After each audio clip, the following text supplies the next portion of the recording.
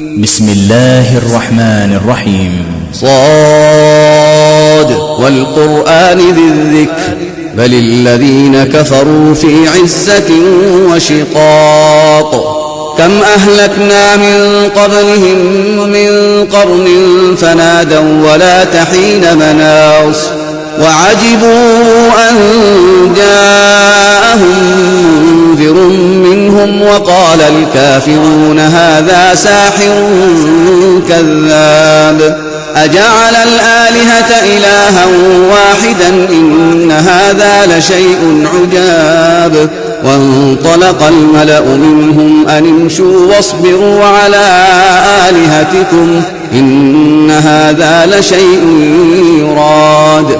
ما سمعنا بهذا في الملة الآخرة إن هذا إلا اختلاق.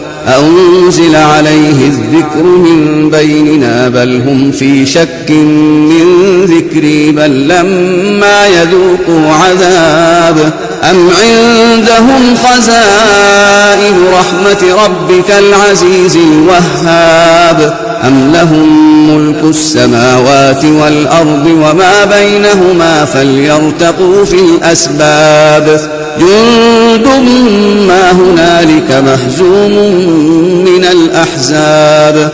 كذبت قبلهم قوم نوح وعاد وفرعون ذو الأوتاد وثمود وقوم لوط وأصحاب الأيكة أولئك الأحزاب. إن كل إلا كذب الرسل فحق عقاب. وما ينظر هؤلاء إلا صيحة واحدة ما لها من فواق. وقالوا ربنا عجل لنا قطنا قبل يوم الحساب. اصبر على ما يقولون واذكر عبدنا داود ذا الأيد إنه أواب. إنا سخرنا الجبال معه يسبحن بالعشي والإشراق والطير محشورة كل له أواب. وشددنا ملكه وآتيناه الحكمة وفصل الخطاب. وهل أتاك نبأ الخصم إذ تسوروا المحراب إذ دخلوا على داود ففزع منهم قالوا لا تخف خصمان بغى بعضنا على بعض فاحكم بيننا بالحق ولا تشطط واهدنا إلى سواء الصراط. إن هذا أخي له 99 نعجة ولي نعجة واحدة فقال أكفلنيها وعزني في الخطاب. قال لقد ظلمك بسؤال نعجتك إلى نعاجه وإن كثيرا من الخلطاء ليبغي بعضهم على بعض إلا الذين آمنوا وعملوا الصالحات وقليل ما هم. وظن داود أنما فتناه فاستغفر ربه وخر راكعا وأناب فغفرنا له ذلك وإن له عندنا لزلفى وحسن مآب. يا داود إنا جعلناك خليفة في الأرض فاحكم بين الناس بالحق ولا تتبع الهوى فيضلك عن سبيل الله.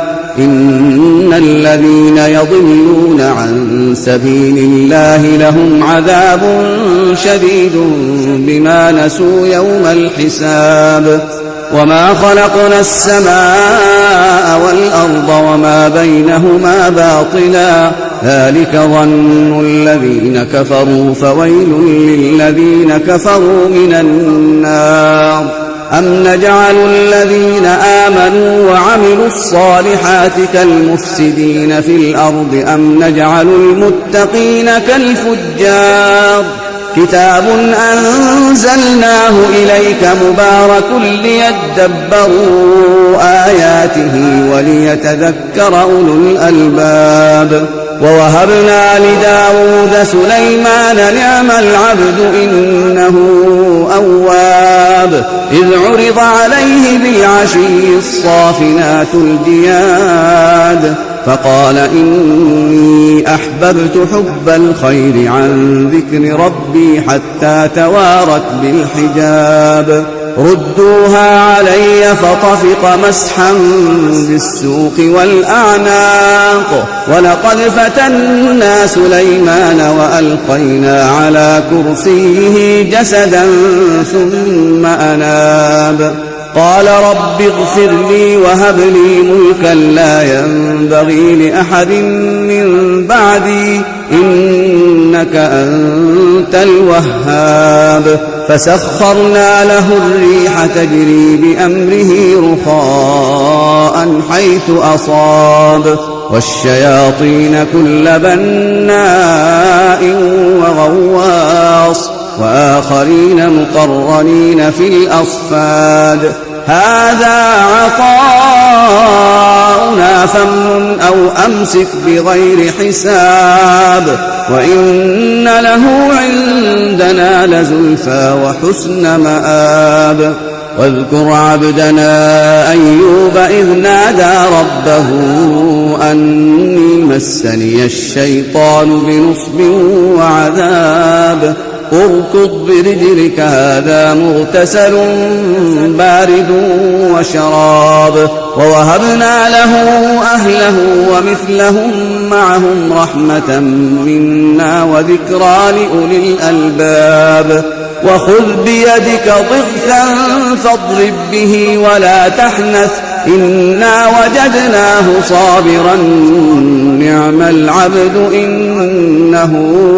أواب واذكر عبادنا إبراهيم وإسحاق ويعقوب أولي الأيدي والأبصار إنا أخلصناهم بخالصة ذكر الدار وإنهم عندنا لمن المصطفين الأخيار واذكر إسماعيل واليسع وذا الكفل وكل من الأخيار هذا ذكر وإن للمتقين لحسن مآب جنات عدن مفتحة لهم الأبواب متكئين فيها يدعون فيها بفاكهة كثيرة وشراب وعندهم قاصرات الطرف أتراب هذا ما توعدون ليوم الحساب إن هذا لرزقنا ما له من نفاد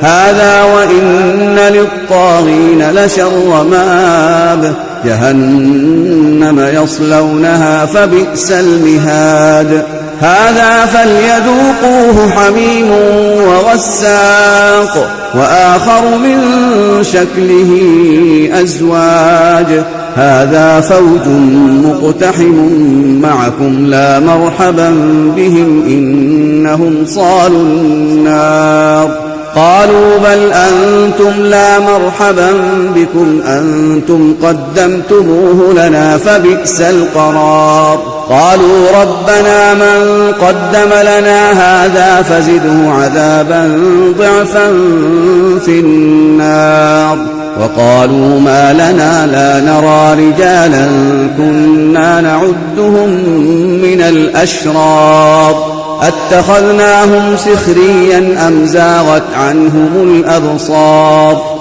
إن ذلك لحق تخاصم أهل النار قل إنما أنا منذر وما من إله إلا الله الواحد القهار رب السماوات والأرض وما بينهما العزيز الغفار قل هو نبأ عظيم أنتم عنه معرضون ما كان لي من علم بالملأ الأعلى إذ يختصمون إن يوحى إلي إلا أنما أنا نذير مبين إذ قال ربك للملائكة إني خالق بشرا من طين فإذا سويته ونفخت فيه من روحي فقعوا له ساجدين